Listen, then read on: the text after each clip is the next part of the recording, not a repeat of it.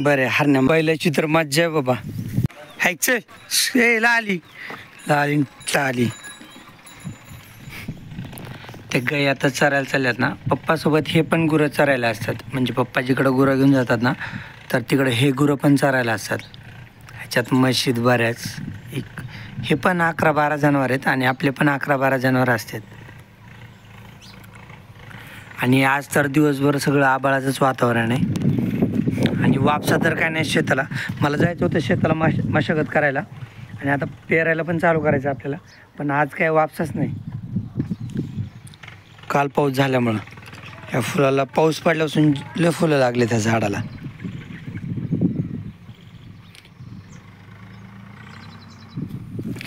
बैल इथं गवत खात आहेत. आणि काल ना पावसाच्या गडबडीत मी इथं आऊत सोडलो होतं आपल्या शेजाऱ्यांच्या शेतात आणि बैल घेऊन मग इथून चलत गेलो घरी. बैलाला डाळिंबात शेतात आणलं आहे आणि बैलाची तर मज्जा आहे बाबा. कारण की आपण हे गवत किती भारी आले ना, त्याच्यामुळे मज्जा आहे बैलांची. कारण आपण गुरं इथं चरायला बांधत ना, तर गुरांचं शेण इथंच पडतं आणि दुसरं काय पीक घेत नाहीत ना शेतात, तर त्याच्यामुळं गवत लय फास्ट वाढतं इथलं. बघा आता पाऊस पडला ना, 15-20 दिवसातच कसं गवत आलं आहे. बघा इथं तर बैलाच्या पाया इतकं उंच वाढलं आहे गवत. पाया इतकं म्हणजे बैलाच्या गुडघ्या इतकं उंच वाढलेलं गवत आहे. जास्त उंच वाढलं ना तरी पण गुरांना मग खाता येत नाही. गुरं फक्त शेंडेच खातात. आणि तसं आपल्याला बांधायला उशीर झाला याच्यात. गुरं मागच्या हप्त्यात बांधायला पाहिजे होते, पण तरी सगळ्या बागात ना म्हणजे चांगलं खायला आले. सरजा तू इकडे, तुला इकडे बांधायचे. ते बघा खायला मस्त आले. आणि ह्याच्यात हरणं बी असतात कधी कधी. मी हरण्याला एकट्यालाच घेऊन चाललो आहे डाळिंबा शेतात. ह्याला बघितल्यापासून पांढरं असं नुसते आवाज येते मागून. त्याला वाटते आज हरण्याला एकट्याला चालवलं आहे, मी नाही. आणि आईने तिकडं जरशा काय आणल्यात बांधायला गवतामध्ये. कोणची आई नळ्यात आहे तिथं पुढं. फुडली आला आवाज. फुटली. हरण्या तू चल तिकडं.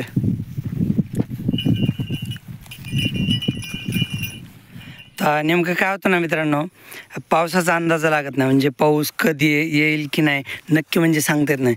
तर त्याच्यामुळे आपण सकाळी ह्यांना घरी खायला टाकतो. मग घरी खाल्लेलं असतं ना, तर त्याच्यामुळं व्यवस्थित इथं खातच नाहीत गुरं. पण काय होतं, जर सकाळी दैवार साचतं ना गवतावर, त्या दैवारामुळं गुरांना व्यवस्थित गवत खाता येत नाही. मग त्याच्यामुळे आपण सकाळी घरी खायला टाकतो. मग घरी खायला टाकलं ना, मग दुपारनंतर हे खात नाही तिकडं नीट. आणि जर घरी खायला नाही टाकलं सकाळी, म्हणजे दुपारून इकडं बांधायचे म्हणून घरी जर नाही खायला टाकलं ना, तर नेमका त्याच टायमाला पाऊस येतो यांना इकडं बांधायच टायमाला. मग उपाशी राहतात गुरं. त्याच्यामुळे आपण घरी खायला टाकतो ना, तर इकडं लय मस्ती करत खातात. बैल पण तशीच मस्ती करतायत, हरण्या बी. चला आता ह्या दोघाला बांधणार आहे मी चरायला. डाळिंबात घेऊन चालू आहे. ए खिलेरी इकडं ते तरी येडं तुझ्या मागेच येते. चल खिलेरी हाई. ए बस काय होतं, खिलेरीच्या दाव्यातच अडकळू दे पाय. हे गाय तिथं चरती, पिल्लू इथं चरते. आणि आता तर टिपका पाऊस बी यायला लागला होता. आला थोडा की लगेच बंद झाला. पावसाने येऊ नये राव संध्याकाळपर्यंत. वापसा नाही, आपले शेतं पेरायचे राहिले आहेत. बघा इकडं पिल्लू आणि पलीकडं हरण्या आणि त्याच्या पलीकडं बैल. असे जरा लांब बांधलेत मी आज. जरा लांब बांधलेत म्हणजे बैल दोन्ही जवळजवळच बांधलेत मी. पण हरण्या आणि हे पिल्लू लांब बांधले. कारण काल हरण्या सुटला होता ना, तर त्याच्यामुळं म्हटलं जरी सुटलास ना तरी तिकडं बैलाकडं खाशील, म्हणून हरण्याला तिकडंच बांधलं आहे लांब. आणि हे गाय आणि वासरू जवळ बांधले. तर दुपारून बैलांना कामावर घेतलं आहे. आवत आणायला जायचं आहे. वापसा काय चांगला नाही एवढा, पण वापसा येणार पण नाही चांगला, कारण रोजच पाऊस आहे ना. चिमण्या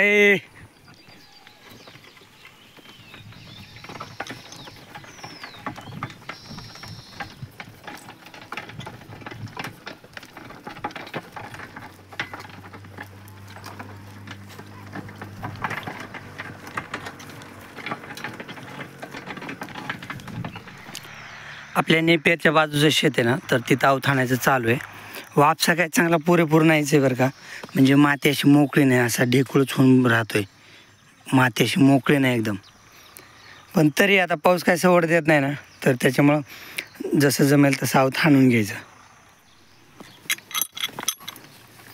आता हे शेत आहे ना, आवत हाणायचं झालं बरं का, पूर्ण बघा काळं झालं.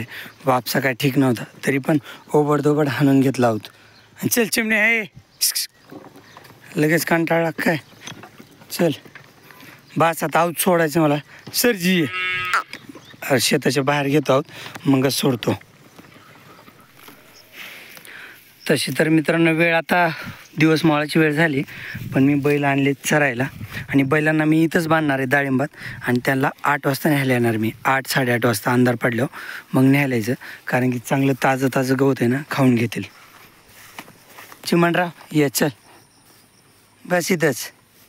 तर मी डायरेक्ट तुला न्यायला येतो 8-9 वाजता.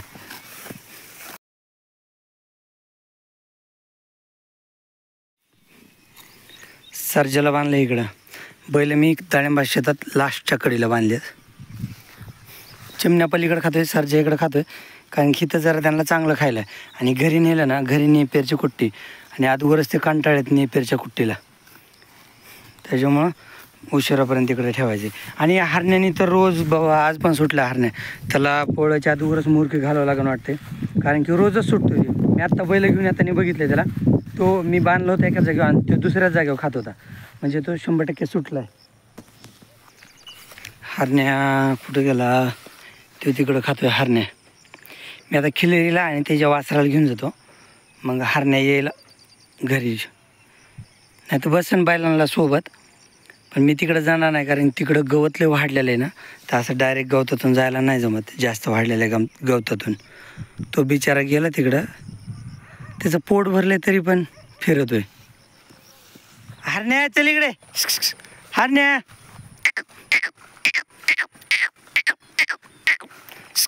चल इकडे, हरण्या चल इकडे. मी अलीकडे बोलून ते पलीकडे जाईन. हरण्या आता बरोबर येते ते, नाही राव येत. चल इकडे हरण्या, चल इकडे ये, चल ये हरण्या, चल चल चल इकडे इकडे इकडे इकडे. थांब धरलं दावा. रोज सुटत आहे रोज. चल आता घरी जायचंय. काय तुला यायचं घरी? खड्ड्यातून गेले कसं तोंड पुरण. चल हरण्या तू पी इकडून. आली कोणी? ये पिल्या आली कोणी? ये ना, कळत एक नाही. चल हरण्या चल.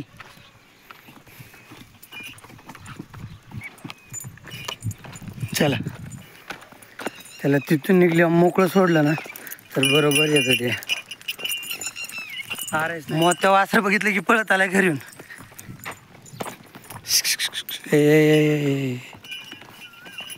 बरं हरण्या मार रे, हरण्या असं मार.